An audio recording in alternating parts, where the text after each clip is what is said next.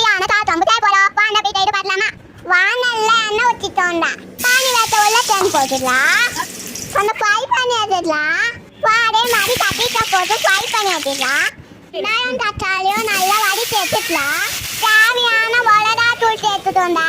இப்போ வடித்து எடுத்துடா மிக்சி ஜாரில் போட்டு அரைச்சிட்டோண்டா. இப்போ மண்சட்டி வச்சுட்டோண்டா. நல்லெண்ணெய் சேர்த்துக்கலாம். வடலை சேர்த்துக்கலாம். சின்ன வெங்காயம் போட்டு நல்லா வடித்து எடுத்துக்கலாம். கூடவே பூண்டு சேர்த்துக்கலாம். அரைத்து வச்சா மசாலா சேர்த்துக்கலாம். ரொம்ப புளி தண்ணி சேர்த்துக்கலாம். தேவையான உப்பு சேர்த்துக்கோண்டா. இப்போ தொடம்பு நல்லா தொடிச்சிட்டோம். இப்போ ஃப்ரை பண்ண கத்திரிக்காயில் சேர்த்துக்கலாம். மொட்டைக்காய் சேர்த்துக்கலாம். தொடம்பு நல்லா துண்டட்டும்.